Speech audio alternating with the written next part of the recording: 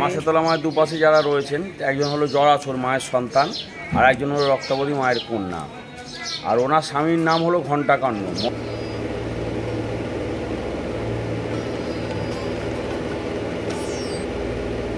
বন্ধুরা, এখন আমরা টোটোতে উঠে পড়েছি। উঠে এখন কিন্তু টোটোওয়ালাকে টোটোদাকে আমরা বুক করে দিলাম।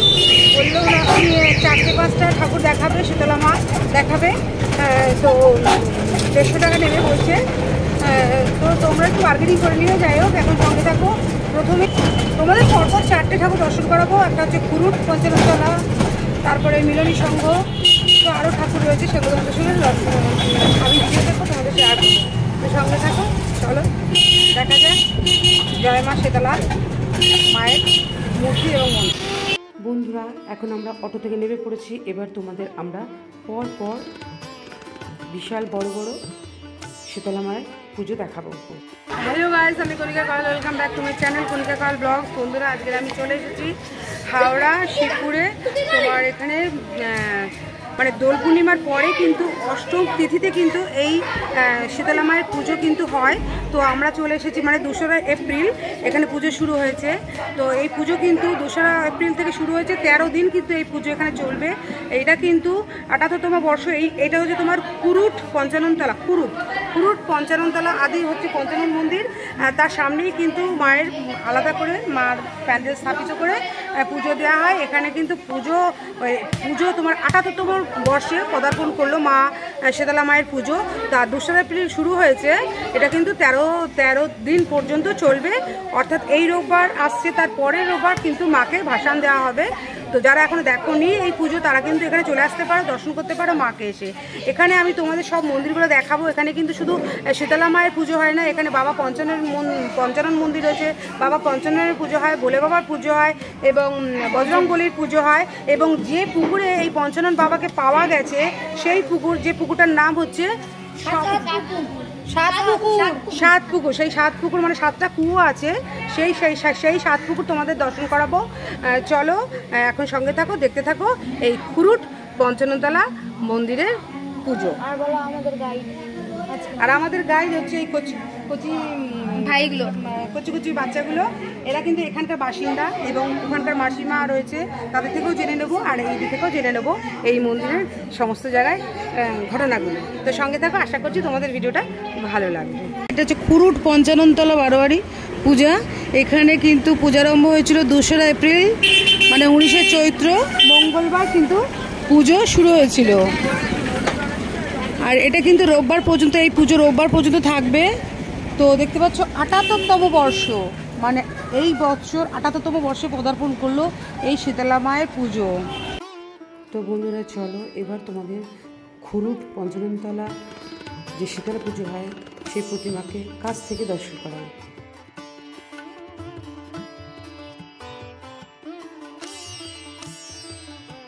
এই হলো বন্ধুরা খুরুট পঞ্চাননতলার মা শীতলা মূর্তি। তো প্রতিমাটা দারুণ সুন্দর, দেখো মুখটা, আর বিশাল উঁচু, আর পেছনের চালচিত্রটা দেখো, খুব সুন্দর লাগছে।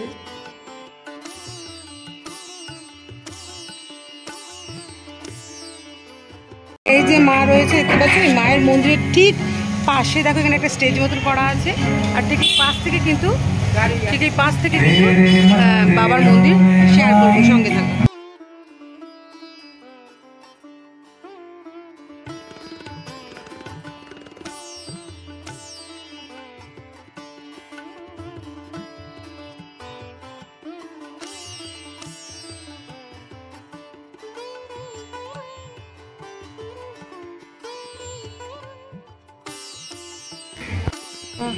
এটা হচ্ছে তোমার পঞ্চাননতলা, খুরুট পঞ্চাননতলা কিন্তু জায়গাটার নাম, মন্দিরটার নাম, মানে আসল আদি মন্দির কিন্তু এই হচ্ছে পঞ্চাননতলা।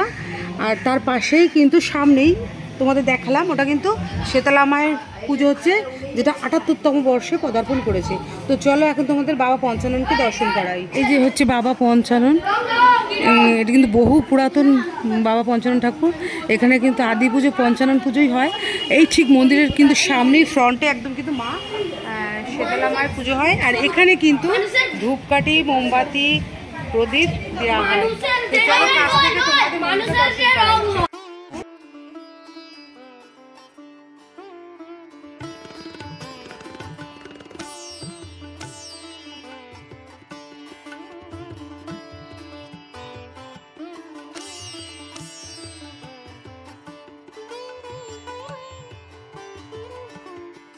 এই পঞ্চানন মন্দিরের গায়ে কিন্তু ঢিল বাঁধা হয়, দেখতে পাচ্ছ। এখানে কিন্তু মনস্কামনা বলে ঢিলটা বাঁধে, যখন পূর্ণ হয় তখন কিন্তু গিট খুলে বাবাকে পুজো দিয়ে যায়। বন্ধুরা, বাবা পঞ্চাননতলার মন্দিরের ঠিক পেছন দিকেই কিন্তু রয়েছে ভোলে বাবার মন্দির এবং বজরংবলীর মন্দির আর সুবিশাল প্রাচীন বটগাছ।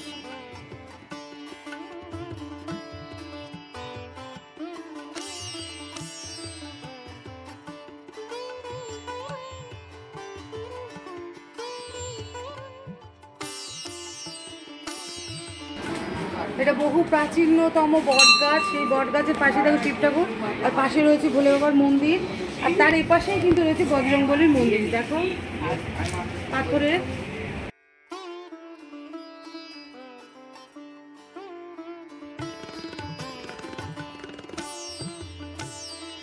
বন্ধুরা, বজরংবলীর মন্দিরের ঠিক পাশেই কিন্তু রয়েছে বিশাল একটা পুকুর, যে পুকুরে কিন্তু এই বাবাকে, পঞ্চানন বাবাকে পাওয়া গিয়েছে। জল দিয়ে কিন্তু বাবা পঞ্চাননকে স্নান করানো হয়। এখন একটু নোংরা পড়েছে দেখতে পাচ্ছ, কিন্তু বিশাল আকৃতির পুকুরটা। তো সব পুকুরেই তো নোংরা হয়, আবার পরিষ্কার করতে হয়। এই পুকুর দিয়ে কিন্তু বাবা উঠেছে। এই বল একটু, যে এখান দিয়ে পঞ্চানন বাবা, এই পুকুর দিয়ে পঞ্চানন বাবা উঠেছে। এই পুকুরের মধ্যে 7টা কুয়ো আছে। পুকুরের মধ্যে 7টা কুয়ো আছে বলে এই পুকুরটার নাম 7 পুকুর। এখানে কিন্তু বাবা পঞ্চাননকে বাৎসরিক সময় না, বাৎসরিক পূজাকালীন বাবাকে এখানে স্নান করানো হয়। এই পুকুরে কিন্তু বাবা কিন্তু উঠেছে। খুব জাগ্রত মন্দির। এই যে বাবা পঞ্চানন মন্দির, এই যে ভোগ তার উপর সব মন্দির নিচেরটা।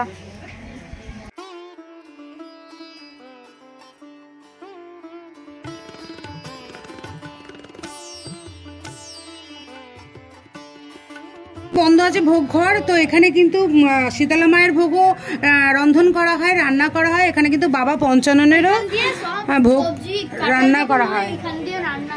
কত কাঁঠাল ভাই!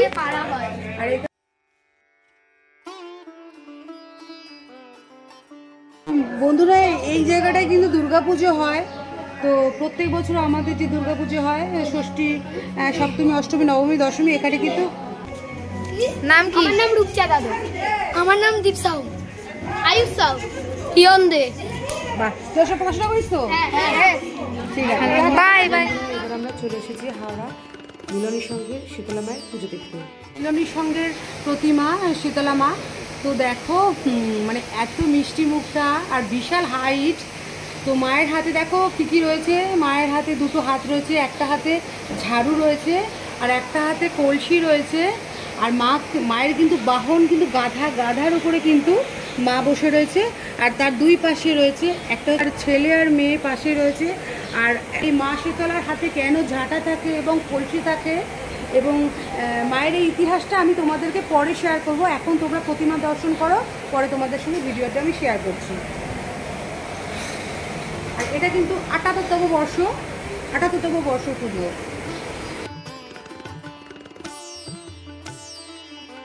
শীতলা মায়ের প্রতিমা তৈরি করেন। তো ওনার থেকে আমরা জেনে নিই এই শীতলা মার স্বামীর নাম কি এবং দুধারে যে দুজন রয়েছেন তারা কে হন, নাম কি। তো সঙ্গে থাকুন, ওনার সঙ্গে একটু কথা বলে নিই। আপনার নাম দাদা? আমার নাম কৌশিক চ্যাটার্জি। এবার বলুন যে মা শীতলা মায়ের দুপাশে যারা রয়েছে তাদের নাম এবং তারা কে হন। মা শীতলা মায়ের দুপাশে যারা রয়েছেন, একজন হলো জরাছর মায়ের সন্তান, আর একজন হলো রক্তাবতী মায়ের কন্যা।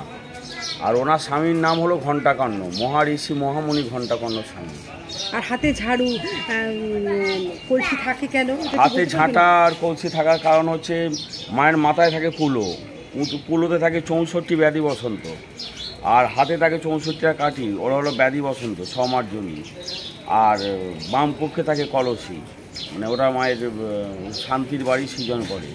যখন ধরুন মানব দেহে যখন বসন্ত উনি দেন, বসন্ত উজাড় করে ঢেলে দেন, এবার ওই সমার্জনী ঝাঁটা দিয়ে ঝাঁটাতে আমরা কী করি, ঘরের ময়লাকে একটা জায়গায় জড়ো করি, জড়ো করে উনি আবার পুনরায় কুলোতে যখন মানবদেহে যখন দেয়, বসন্ত একবারে ঢেলে দেয়, তো আবার সমার্জনী দিয়ে তখন মাকে ঝাড়তে ঝাড়তে এক জায়গায় বসন্তরা নিয়ে আবার মাথায় তিনি কুলোতে তুলে নেন। কুলোতে তুলে নিয়ে শান্তির বাড়ি, ওই যে বাম কক্ষে কলসি আছে, শান্তির বাড়ি সৃজন করে মানবদেহকে ছিটিয়ে তার দেহকে শান্ত নিরাময়, রোগ নিরাময় করে, শান্ত শীতল করে।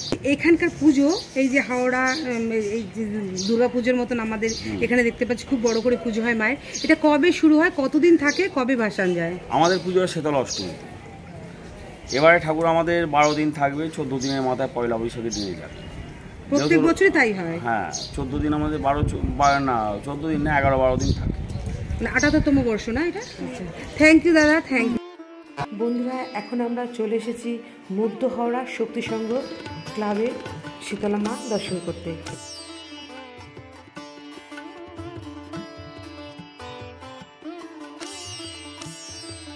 হ্যাঁ, বলছি দাদা, এই ক্লাবটার নাম কি, মানে কততম বর্ষ পুজো? এটা হচ্ছে কানাইপূর্ণ স্মৃতি সংঘ আর সহযোগিতায় মধ্য হাওড়া শক্তি সংঘ। আর আপনি এখানকার কে হন? সেক্রেটারি। আচ্ছা, আপনার নাম দাদা আগে ওটাই? খেলুরাম মাই। আর এটা হচ্ছে 67তম বর্ষ? 67তম, এই বছর 68। আর কতদিন যাবত থাকবে মা, মানে পুজো? মা পরশু দিন পর্যন্ত থাকবে, রবিবার। মঙ্গলবার হয়েছে, রবিবার মানে 7 দিন রইল। মানে যারা যে ভক্তরা আসবে এখনো, তারা এই শনিবার দিন, সামনে শনিবারও আসতে পারে, রোববার দিন মা ভাসান যাবে সন্ধ্যেবেলায়। আমাদের আজকে অন্নকোট আছে, খাবারটা অন্নকোট আছে, মানে ভাত ডাল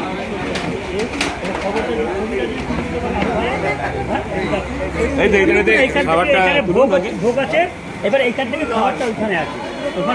আজকে কিন্তু আমরা পুজোর, মানে 2রা এপ্রিল পুজো শুরু হয়েছে, তো পুজোর আমরা 3 দিনের মাথায় চলে এসেছি, 3 দিনের পর চলে এসেছি, মানে যেদিন অন্নকূট উৎসব এই শীতলা মায়ের, সেদিন কিন্তু আমরা চলে এসেছি। তো এখন তোমাদের সঙ্গে আমি শেয়ার করবো যে অন্নকূট উৎসবে ভক্তদের কি খাওয়ানো হয়। তো একটু নামগুলো বলতে পারবেন? ভাত ডাল শুক্তো, আলু চচ্চড়ি, মানে চচ্চড়ি, নোট শাকে, লাউ শাকের চচ্চড়ি, আলু পটল কুমড়ো দিয়ে এটা চাটনি, পাঁপড়, মিষ্টি আর জল। এগুলো কিন্তু প্রত্যেক বছরে, প্রতি বছর এইটা ঠিক পুজো শুরু হওয়ার পুজোর 3 দিন পরে হয়। 3 দিন পর কিন্তু এই অন্নকূট ফ্রিতে খাওয়ানো হয় ভক্তদের। সন্ধ্যে 6টা থেকে কিন্তু খাওয়ানো শুরু হয়। প্রায় নাহলে 1000 থেকে 1500 লোক খায়। 1000 থেকে 1500 লোক খায় সম্পূর্ণ ফ্রিতে, কিন্তু 1000 থেকে 1500 ভক্তরা কিন্তু ফ্রিতে গ্রহণ করতে পারবে। বন্ধুরা, আজকে কিন্তু মায়ের অন্নকূট উৎসব, মানে ঠিক পুজোর 3 দিন পর কিন্তু এই শীতলা মায়ের অন্নকূট উৎসবটা শুরু হয়। তো এই উৎসবে কিন্তু 1000 থেকে 1500 ভক্তদের মধ্যে ফ্রিতে বিতরণ করা হয়। তো চলো, যেখানে এই শীতলা মায়ের অন্নকূট উৎসবে রন্ধন করা হয়, সেই রান্নাঘরে তোমাদের আমি নিয়ে যাচ্ছি। এই হলো বন্ধুরা শীতলা মায়ের রান্নাঘর। এখানে কিন্তু প্রায় 1000 থেকে 1500 ভক্তদের প্রসাদ বিতরণের রান্না করা হচ্ছে। যে উৎসবটাকে অন্নকূট উৎসব বলা হয়। তো চলো দেখাই কী কী রান্না হচ্ছে।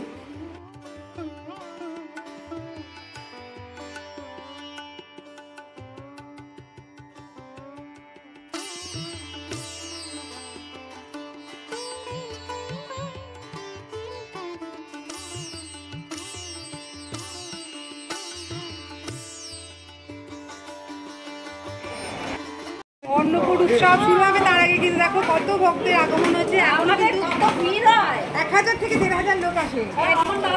মানে আসে, লোক আসে, এখন তো কমে গেছে, সব বিয়েটা হয়ে গেছে, নাহলে খুব আসে লোক। প্রচুর, আমাদের এটা নাম করা ঠাকুর, মানে যাবি।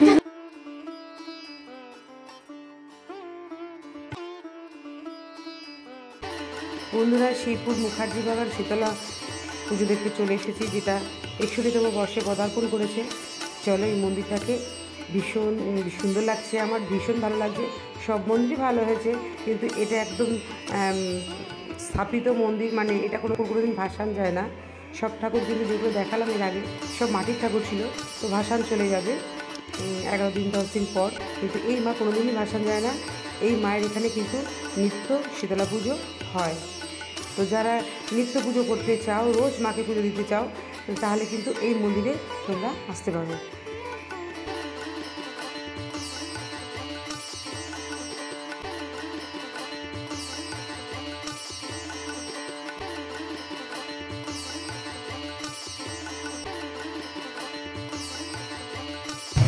তো বন্ধুরা, তোমাদের আজকে আমরা সবাই আজকে হাওড়ার শীতলা মায়ের পুজো দেখতে এসেছিলাম, ঠাকুর দেখতে এসেছিলাম। তো আমরা কিন্তু 2রা এপ্রিল শুরু হয়েছে, তারপরে কিন্তু আমরা 2 দিন পরে এসেছি। তো তোমাদের চারটে ঠাকুর দেখালাম। লাস্ট ঠাকুর কিন্তু এটা হচ্ছে এই মাকে দেখালাম শিবপুর মুখার্জি বাগান শীতলা মন্দিরে আমরা কিন্তু এখন এসেছি। এই ঠাকুরটি কিন্তু তোমাদের এতগুলো শীতলা মাকে দেখালাম, সবই কিন্তু মাটির, সব ভাসান চলে যাবে। কোনো প্রতিমা সামনের রোববার যাবে, কোনো প্রতিমা আবার 1 সপ্তাহ পরে যাবে, তো সবই কিন্তু চলে যাবে। কিন্তু এই যে ঠাকুরটা এটা কিন্তু কংক্রিটের সিমেন্ট বালি দিয়ে তৈরি। এই ঠাকুরটা কিন্তু কোনোদিন ভাসান যায় না, 12 মাসে কিন্তু এই ঠাকুরটা এখানে থাকে। আর যদি আজকের ভিডিওটা তোমাদের ভালো লাগে তাহলে অবশ্যই লাইক কমেন্ট শেয়ার করতে ভুলো না। নতুন বন্ধুরা যারা এখন আমাকে সাবস্ক্রাইব করেনি তারা প্লিজ আমার চ্যানেলকে সাবস্ক্রাইব করে পাশের বেল আইকনে ক্লিক করে রাখো, যাতে আমি যা যা ভিডিও করবো সরাসরি আগে তোমাদের কাছে পৌঁছে যায়। তো সবাই সুস্থ থাকো, ভালো থাকো, আনন্দ কাটাও। আমি এখন এখান থেকে চলে যাবো বাড়ি। তো টাটা।